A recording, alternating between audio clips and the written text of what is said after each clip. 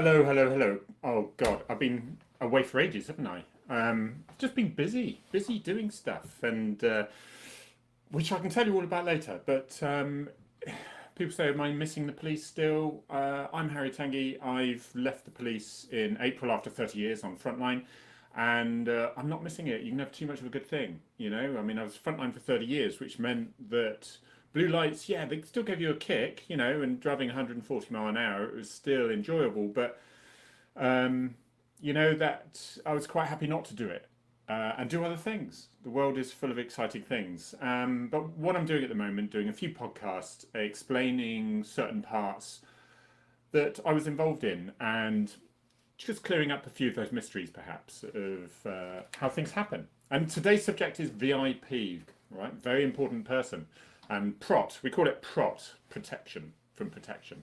Um, and it's just explain how it works around this country. Now, I'm not going to be giving any secrets away that would contravene any tactics or anything like that. So all the government officials and my police force, Devon and Cornwall, can relax because I'm not going to be giving any secrets away, and it just helps you really understand exactly who pays for it, how these convoys come, how much of a how much of a circus this is, whether it's all worth it. You think, but also involving the selection, the training process, and that side of things. So we'll go through a little bit.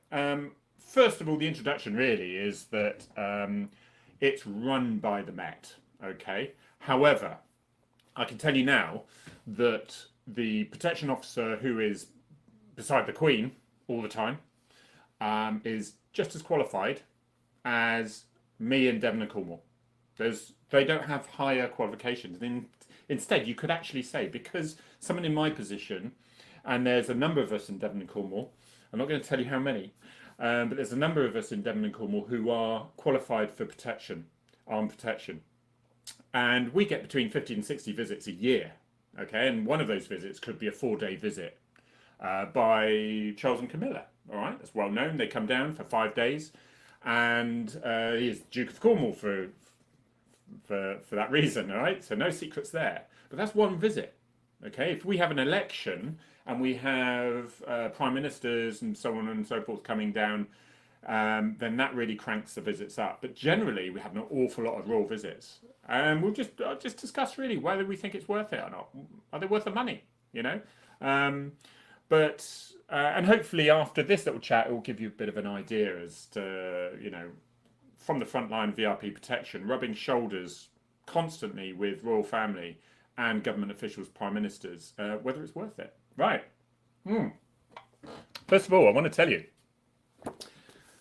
There's a story in here that I have of when I was doing protection for a government minister, all right? And I was kayaking behind this minister and it sank. And the story is there that I did hear that this particular minister uses this as my kayak sank, right? And I had to swim to shore. We had contingencies in there and it was fine. But it was very embarrassing for me to waddle off into a yacht club, very posh, having a do, wringing wet with my flip-flops and my shorts and Quicksilver shirt, and ask if I could borrow their phone. I actually thought, do you know what? You can't cover this up. You just have to own it. So I walked in, marched in there, everyone looking at me, dripping, absolutely dripping. And I said, I seem to have sunk. Could I borrow your phone? And then was able to get hold of my control room to tell people not to call out the air sea rescue and lifeboats because I was safe and I managed to get to shore. But of course, my radio had gone in the water, so I was unable to contact them.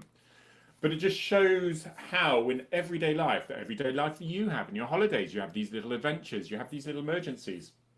The VIP was absolutely fine. But I heard that they were using it in their after dinner speeches. I don't know how true. Well, I know that's quite true actually. As this, talking about this Devon and Cornwall protection officer that sunk his kayak whilst looking after him, and I asked for his permission whether I could use it, and I published the book. in the meantime thinking, well, probably couldn't use his name. I didn't expect to. But they said, yeah, you can use my name. His office came back and said, yeah, you can use his name and good luck in your retirement. And that was David Cameron. So it was David Cameron in there. I think people mainly guess because he was in Cornwall. So I can officially say that. I've got the email that says I can use that name. And I can tell you a little bit more about the relationships between VIP protection officers and the VIP protection. Now, this is, first of all, we're going to go through selection process very quickly, what the actual course involves very quickly. I'm not going to go into too much detail because it'd be a bit boring, to be honest. Certainly not doing the course, but going into the details of it. I'm going to talk about the cars, the convoys. I mean, I was driving £135,000 Range Rovers on some occasions, supercharged, with all the singing up. Now, does the taxpayer pay for that in your local force? Who pays for it? Does the taxpayer pay for it anyway? So let's clear that up. Okay, what it's like. I mean, I stood next to, we're going to talk to the VIPs that I protected. Now, I'm in Devon and Cornwall, I was based in Exeter. I was an armed response sergeant. I was frontline, so I would be tending domestic disputes, all sorts. And I remember looking after the Queen, standing next to the Queen for a day's visit, having helped arrange that visit. I'm not going to say I arranged it, okay? But you're part of a cog, and as an operational firearms commander, sometimes I was quite a big cog in that, because the Met who are running it, they rely on the local forces they know the area, they've got the resources, they know the resources, so it's down to them. So they rely on the local forces a lot. And of course, so one minute I'm standing next to the Queen, thinking, well, this is quite a surreal moment, but I'm doing my job. And the next day, I was standing outside of a nightclub, seeing some rather large lady with a thong up her backside, prolapsed in the pavement, spewing her guts out. And I'm thinking, this job is amazing. The variety in this job, in policing, is amazing. And there I am, born in Newquay, brought up in Newquay, making pipe bombs on the cliff, just above Lusty Glaze. That was my local beach, and it's all in there, and available on Amazon.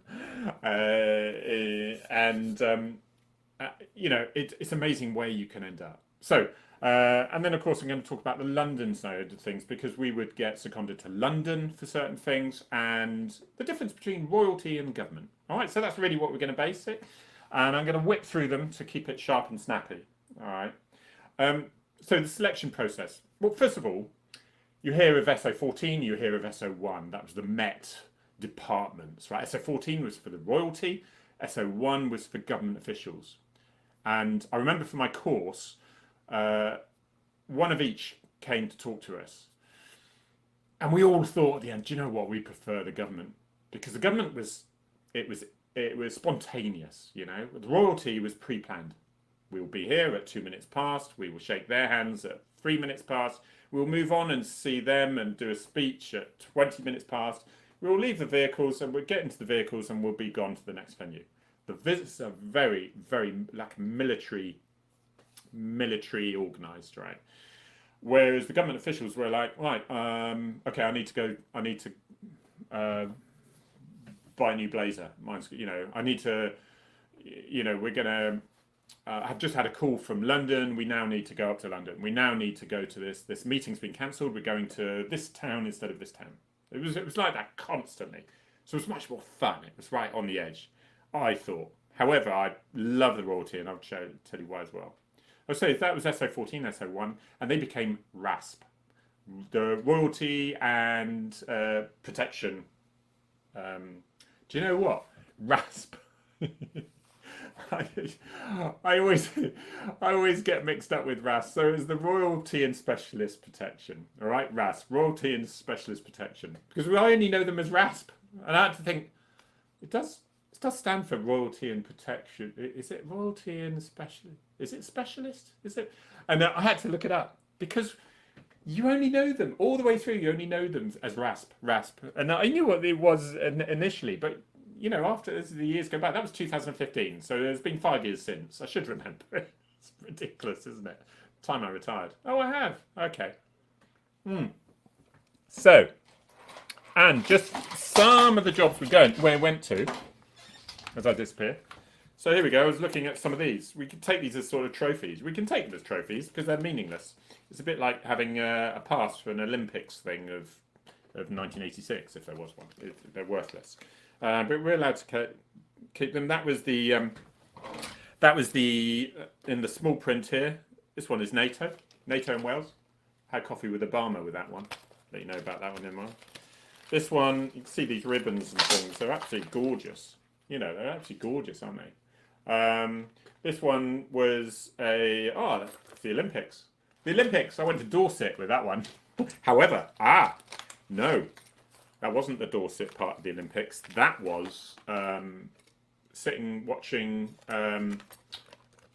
England with Prince Harry. There you go. What's this? This is a pretty one. So that's a pretty one. That's another one. That's a rugby one. One was the Olympics and one was the Rugby World Cup. That's what that was. This was supporting Syria. This was the Commonwealth in London. Lots of jobs like that. Chogham, that's it. The Commonwealth one was Chogham, you might have heard of. And when we go up to London, that's a whole different thing that we'll go into very quickly. But right, selection. So, joined the Devon and Cornwall Police as a police officer, and I did my 2 years probation. Sort of similar now, but it's like a sandwich course of learning online, learning your laws now it is, doing the practical stuff, especially when you're outside COVID, it'll be a lot more practical stuff early on.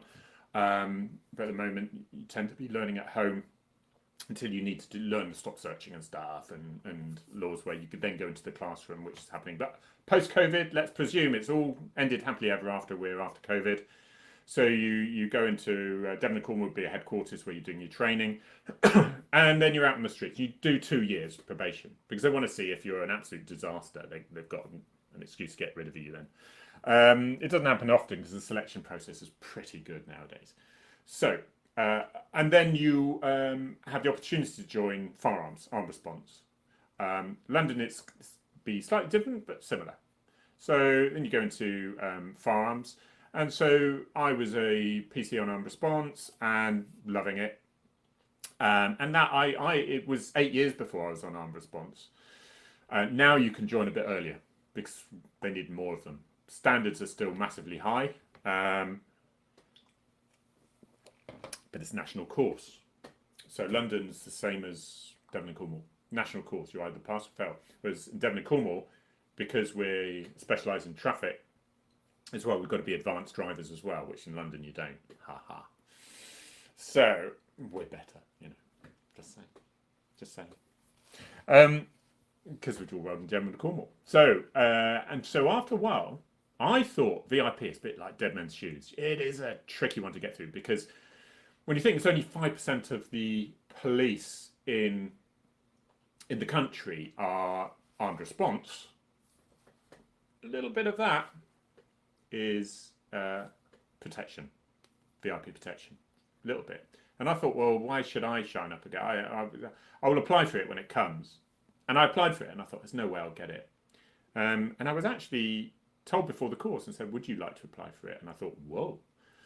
So I eventually got in it. You go do a little selection thing, and then it's a 5-week course. So when you consider, you do your police training, which when I was doing it, my initial one was 2 years, but the initial in learning law and at college was about 10 weeks, I think.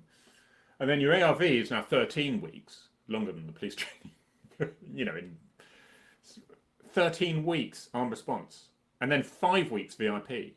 And they are hard. They are exams. You've got to know your legislation, your laws. You've got to know your tactical, your strategies, your tactics, and even things like the human rights, inside out, upside down.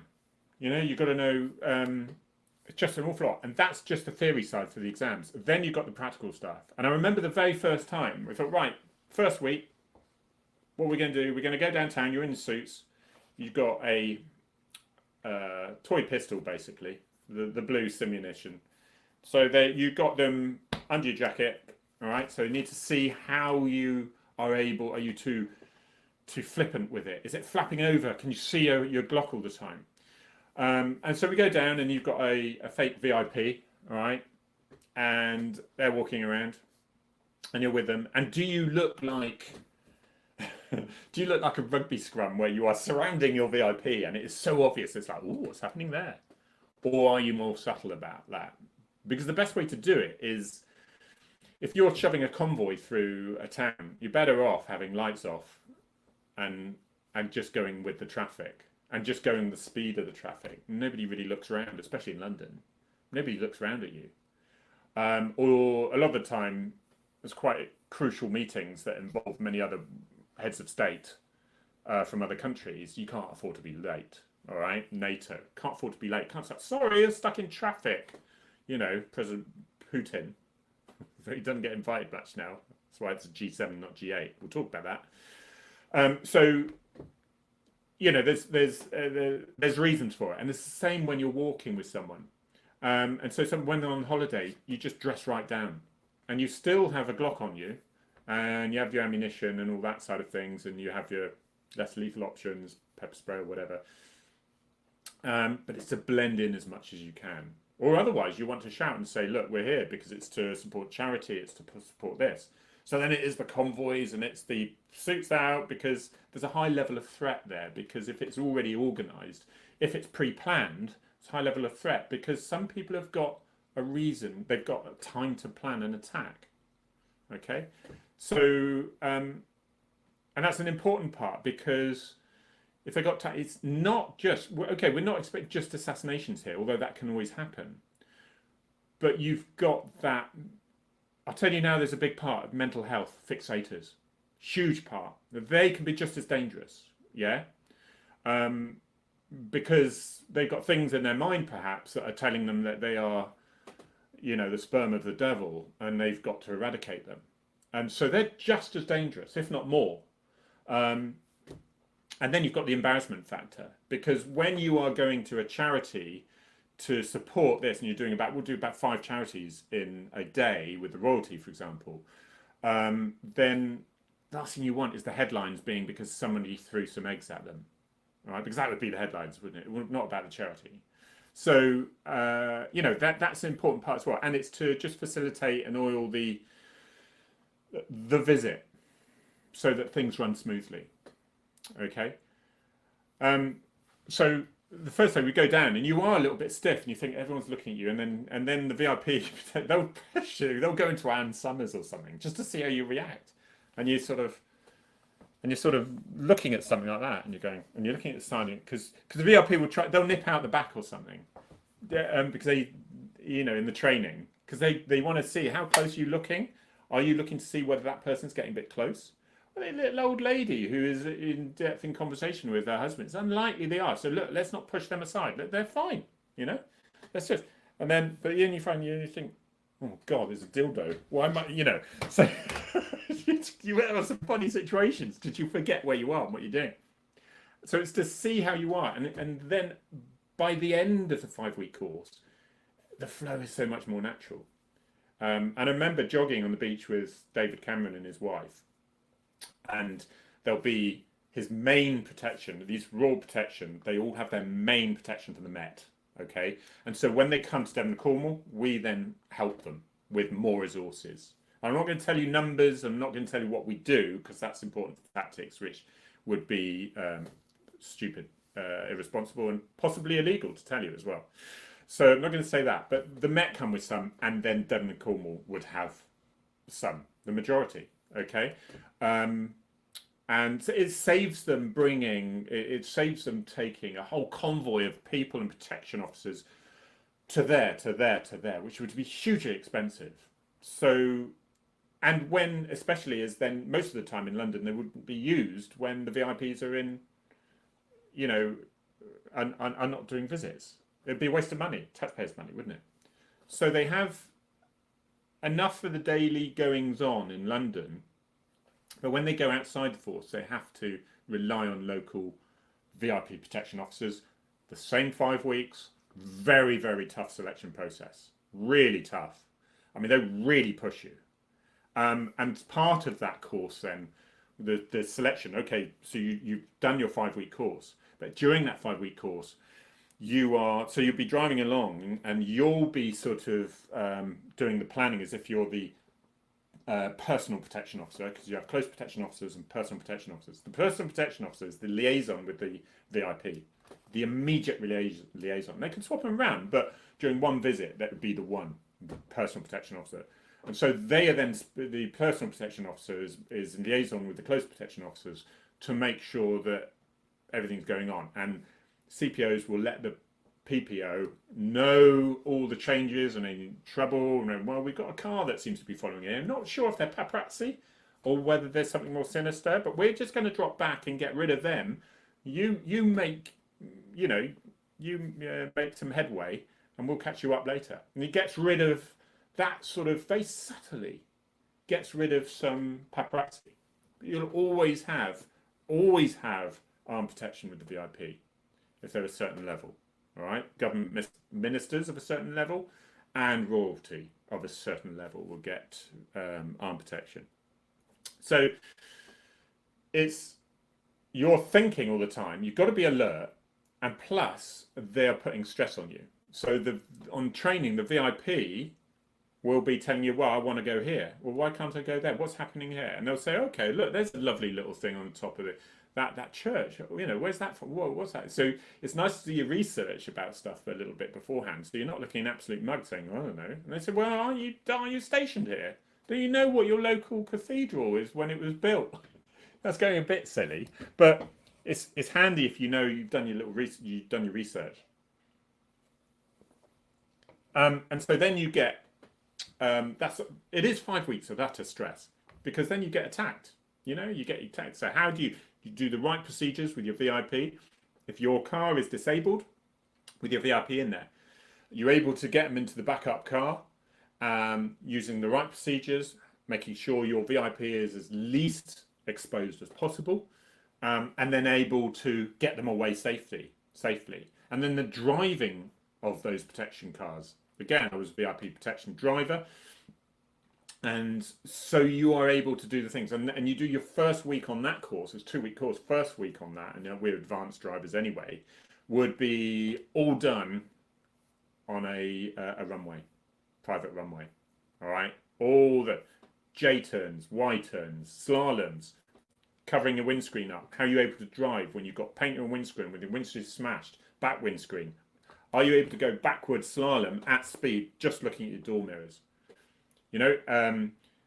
All these things, and doing these at 85, 90 miles an hour. Again, I won't tell you the tactics. I'm sure if you look on Google, you'll probably find most of the driving skills that is. But you've got to be able to put the car on like a jacket. It's part of you then, and you can throw it around, and you know what it's going to do. You know how it's going to behave, and that's what you've got to do when you are absolute shock and awe, so to speak. When something's happening around you, you're able to react composed, thinking, this is muscle memory. I remember this sort of scenario in the training. And so once you've done the course, you have several refresher days, several sets of 2 days we have per year. On top of your ARV training, refresher training, qualification shoots for VIP, qualification shoots for ARV. It's non-stop. So the level of skill that protection officers have around the country in all the forces is as high as in London. And that's comforting to know, I suggest, if you're a VIP. So that's the courses, and then, okay, so now you're free. And now you get your visits. And somewhere down in the Cornwall, very popular is Southwest. It's a massive part of the country. It's take our borders from left to right, west to east, fold it over at the east border, and the tip of the Land's End hits the centre of London. And that's how big we are. All right, so we got a lot of visits, 50, 60 visits in the force. I wouldn't be on all of those, but I would certainly be on 20 of them. And then, of course, we get called to London as well.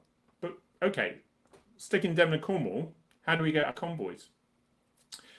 We used to have every force used to have a VIP car, and that would be saved for, and it'd be 7 Series BMW. We had one, and beautiful car, stretched, and so for any VIP, that would be the main VIP car, and the other, and you'd have some other plain cars that for the backups, the advances, the supports around it. Okay, because the whole monster is about intelligence. Okay, so you'll always have people ahead, people behind, people around, so you've got a good idea what's going on around you. All right. Those cars, principal car now tends to be supplied by Range Rover Jaguar. Okay, so private company. They want to see, and you get BMW, Range Rovers, the Jaguar part Range Rover now, of course, but people want their cars seen on TV with these royalty, with government officials. It's good advertising, isn't it? So they're quite happy to loan you the vehicle. And there's a certain there's a certain procedure. You just call them up. They come down with a low loader, and you've got the car. No taxpayer money, right? That's pretty cool, isn't it? Pretty good. Um, because if you don't believe, if you're not a royalist, then you're going to get a bit upset with paying for a Range Rover for 130 grand. Plus, it means we always got the top end ones because you wouldn't be able to replace that every year. Range Rover give you that. Okay, so we do get a selection of plain vehicles that we are quite tidy, but we use them for other things during day-to-day stuff. But we do try to keep them away from TPAC things, these plain vehicles that we can use as well. And for other cars around the periphery, we use ordinary cars because we want them to blend in. So let's use the ordinary cars, for those who are going ahead and that side of things. So that's really the cars. The cars sorted out. It doesn't cost you a bean, so be happy about that. But obviously the force cars that we use for other things, yeah, they do come out of taxpayers' money because we need them anyway. So we just make sure we keep them very nice, and but we do use them for ARV jobs and all that side of things as well, for day-to-day patrols and ARVs as well. But they tend to be advanced drivers. All right. So that's cars. So the difference is local visits. You've got the G7, we'll talk about as an example here in Devon and Cornwall, and so you've got Chogham that we had, Commonwealth visits, and NATO. Well, NATO, oh God, I had a really uninteresting VIP. It was somebody who wouldn't normally get protection aboard, but they needed to have the protection, the convoy, so to speak, because otherwise it wouldn't get through all the. Because with Obama there at the time, the Americans insisted on certain levels of protection.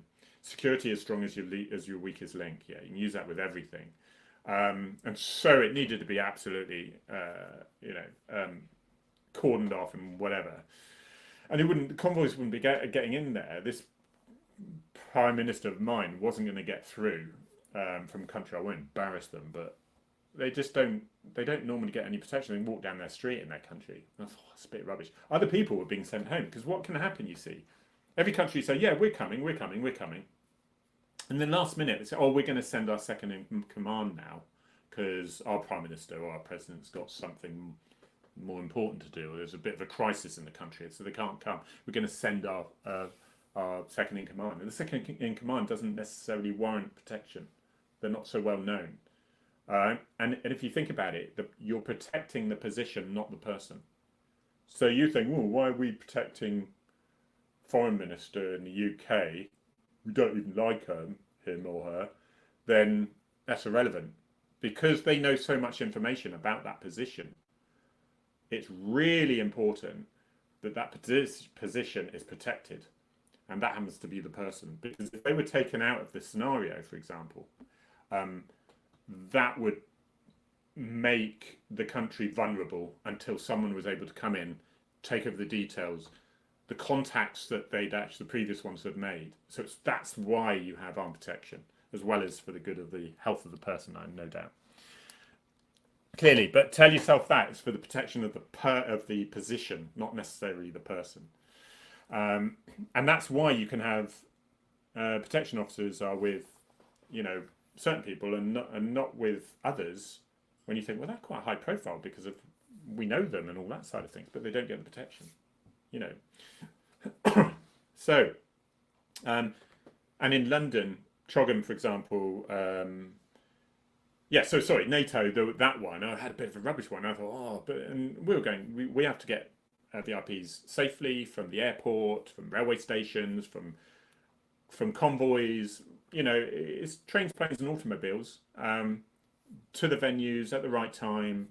And things always happen because it's going to be delay. You're coming in at this particular point, so you've got to fill that time. You've got to fill it safely. You've made backup plans. You've got contingencies. So if you've done your homework as a VIP protection officer, it's a lot smoother. And then the next thing my VIP was told, we were asked in NATO in the main conference saying, "Oh, can you just hang on there a second? We'll be with you in a minute." And I was, yeah, no problem. And David Cameron and Obama came up drinking coffee together, and I was literally like 5 feet away from them. Now the weirdest thing is there's no record of this. So when I'm in a care home, when I'm in my late 90s, hopefully, and I say, "Oh, you know, I used to be someone once. I used to look after the Queen, you know." And they'll go, "Yes, Mr. Tangye, of course you did."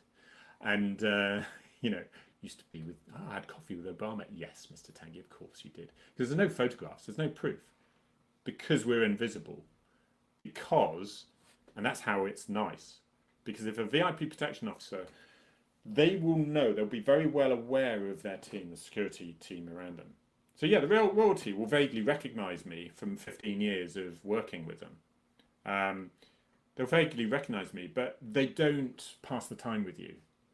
They might say thank you for something, but it's not taking offence if they don't, because it's really good that we're invisible. Everyone else, I remember Princess Royal coming to a visit, and in Cornwall, and I remember the chief superintendent was there, and with all the dignitaries, and they're waiting for her, and they're all like, "Oh, right." And I always like to say, 5 minutes, sir, because we've got on the radio, I got the 5 minutes, sir. "Oh, yes, okay, thank you. Okay, 5 minutes, right, everyone." And you get the Lord Lieutenancy, I'll tell you about them in a minute. They'll, you know, all their, right, ready for them and all that sort of thing. And then once they were so tense, I just looked round at them and I said, "Oh, she's in an awful mood." And they were like, I went, "No, I'm only kidding, she's great." And they just went, they just relaxed and chilled out a minute. And I said, "Just enjoy it, because in 2 minutes, they'll be gone. It will feel like 30 seconds, and they're here for 20 minutes or an hour or whatever. It will feel like 2 minutes, and you wonder what happened." And it's incredibly important for these charities that these people visit, because it means so much, or local businesses where they're exporting stuff, because even if people here don't like the royals and don't think they should be spending their money for them, internationally they love them. And if you can advertise the fact that you had royal visits and they've been given an award because of this or whatever, they sell more stuff than other international businesses. They sell more stuff. That's it in a nutshell. I've seen it. I've asked them myself, you know, how does it actually, you know, is it all this fuss and pomp, you know, you painted everything, is it worth it? "Oh my God," they went, "Yeah. This was a fish export, ironically enough. Oh my God, you wouldn't believe. This is amazing. People interested already." You know, so it's really, really, but you know, you learn with a bit of experience tactics like that. When I said, "Yeah, you know, she's filthy mood," and then, no, I'm only kidding. Because I always thought Princess Royal was the epitome of professionalism. Amazing. What she didn't know about each subject, and then could help other charities because she knew the larger ones. And she had the knowledge from the larger ones. And so it was incredibly important. Charles and Camilla. Camilla, I found very, very sweet lady. And Charles, all the royals could be, you know, I mean, Charles really, I mean, he was the only one for me that had the real aura about him. That deep, booming voice. Massively hard worker. Oh my God. I mean, he's the CEO of a massive company, isn't he, really? With the duchy and that side of things. The quality maintained in buildings and farms and things is incredible. So Duchy Farms love him. And he works non-stop. Absolutely non-stop. So, you know, I think it's really, I see the side, and I think it's really impressive. In a convoy in the middle of nowhere, convoy stops, and I'm like, whoa, what's happening here? Prince Charles gets out of the car in front. Oh, okay. So we're all out, and he's walking over to an elderly lady outside a cottage, and she's got a bunch of flowers. And it was a well publicised event, and she'd obviously sussed that he'd probably be coming through this area. And he stopped, took the flowers off, had a chat, went in the car, and went off again, and made her day, made her year probably. It's a bit of a shame because she probably told everyone and they never didn't believe her. Because again, there's no photographs, there's no nothing. So, and of course the London ones, well, we'd go up in London and it's procedures, same with the armories and all that, knowing all the systems there, getting up at the right time to be at the right briefings with a large amount of people. Because if you think about it, London are not going to have enough protection officers to deal with with the Commonwealth. Every royalty, a government official coming over, the protection for the royalty in London itself, it was a massive machine. Again, all the vehicles mainly sponsored by big car manufacturers, so keeping the cost down on that. I should say as well, locally there is a budget from London with regards to royal visits as well. So again, a massive part of the cost is taken away. So in London, I'd be there for about a week because you get some dignitaries come a couple of days before. They want to do a bit of sightseeing around London, and then they disappear off the day after. Some might go do a flying visit in and out, and you don't know until the day. Yeah, I was a Cornish boy growing up on the cliffs of Newquay. The next minute, I'm driving a VIP in a convoy outside number 10 with all the cameras going, you know, and then a biker outriders taking us from railway station through Trafalgar Square to a lovely hotel. I managed to grab a nice breakfast that morning before we did a stint outside number 10 for another conference. And of course, there's all these meetings happening, and if you go to a conference, there's all these massive. So let's look at that. Then we'll look at the G7. G7's happening in Cornwall, and people going, "Oh, it costs money. There's no protection. You know, COVID." Well, when you think about G7, technically it should be about 7 people turning up. All right, we know it's not like that, but we're not talking about a massive public event. It's going to put Cornwall on the map again. I mean, okay, we know it's popular already, but it's in St Ives. It's gorgeous. Cornwall is gorgeous. I was born and brought up there. So much so that I've just written a novel this last year for all the bits I couldn't admit were true, that are pretty much all true. So I made a novel made it all fiction. So whatever, but it's all true, and it's all based about 1994. And I put it in Perranporth, which is in Cornwall, just by Newquay, between Newquay and St Ives, really. It's beautiful. And so financially, Cornwall's going to do very well out of it. Thank you very much. And the money for that will be supplied by London. So, and officers, mutual aid will be supplied by London. So yes, it will be busier for local officers, and they're busy enough as it is. I doubt, having been in the job for 30 years, I doubt many will be moaning about it happening in Cornwall, in many locals. That's my personal feeling. I'm probably wrong with 1 or 2 grumpy ones, because you get your grumpy cops, you know. But actually, it's something to look forward to, something nice, something a bit exciting going on.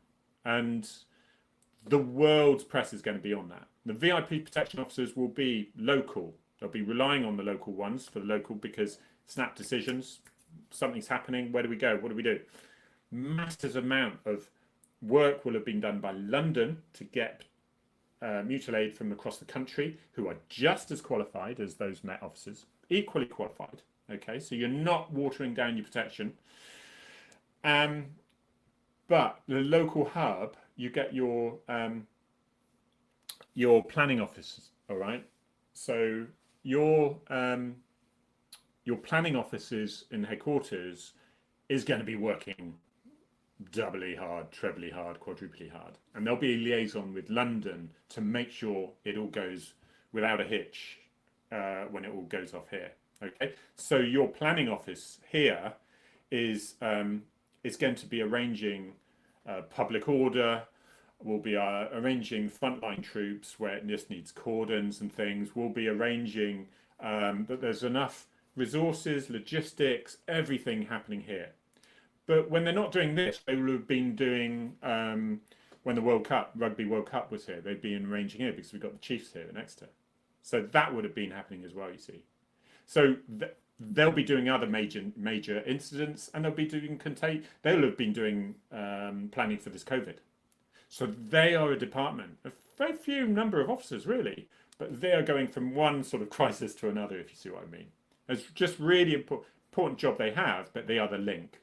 So the whole thing, I mean, I was VIP for like 15 years or so, incredibly professional. All right. And when a royal visit comes, basically every county, pretty much every county, or there is a Lord Lieutenant that represents the force area in that area where the royalty is visiting. All right. And they are usually people who have been usually military. They can be male or female. I find a lot of them are military, ex-military, colonel or whatever. Very practical people a lot of the time.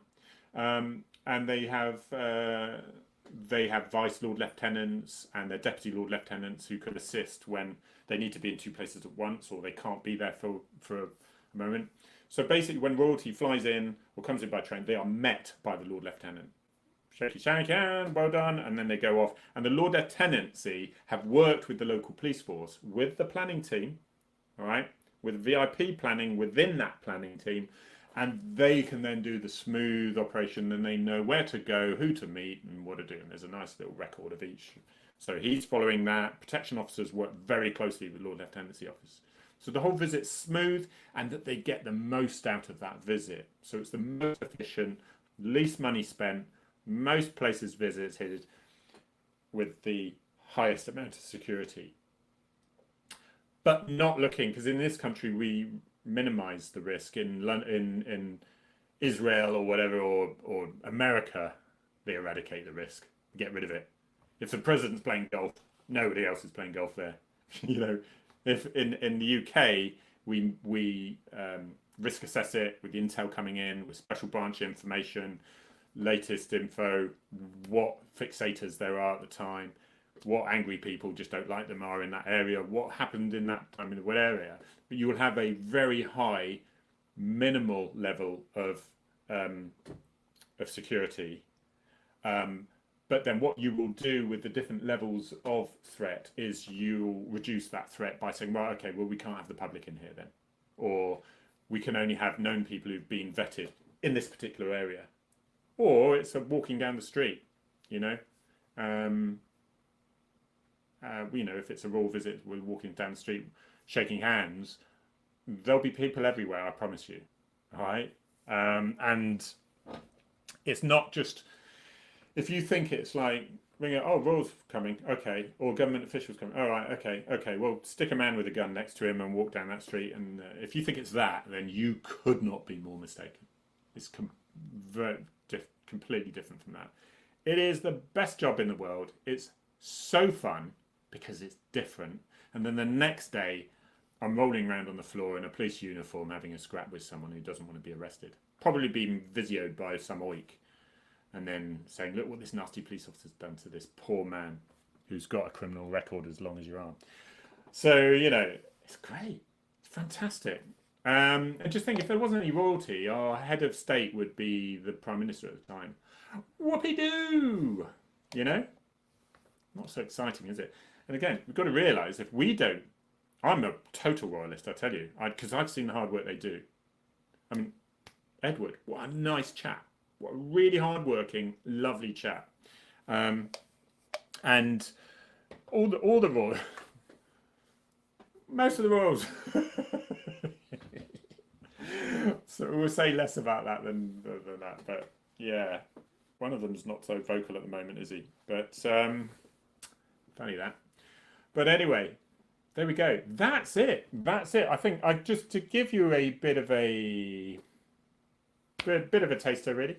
Let me know what you subjects you want to hear about, and what you want to talk about. Me to talk about anything more. You can get that as paperback, Amazon. You can get it in audio by me, which has been done. Amazon's accepted it, so it must be all right. You can get it in ebook, Kindle sort of stuff, and paperback. I don't do hardback, I'm afraid. And at the moment, it's January 2021. So if you're listening to this now, if you actually email firearmsandfatals@gmail.com, and I will get you a signed copy for $9.99. It's a bit more expensive than that, but I can only get them at a certain price. I'll tell you now, I make £3 on each book if I sign and send you one for $9.99 if you don't live in Australia. So otherwise you can get them on Amazon. Usually bounce around. I don't change the prices, Amazon does, but it's usually about $8.99, sometimes about £7.50, and by the time you listen to this it might be 50p, so I don't know. So thank you for listening. Please subscribe, please like this, and share it and that side of things, and I will be forever grateful. Thank you very much indeed. Have a good one. Cheers.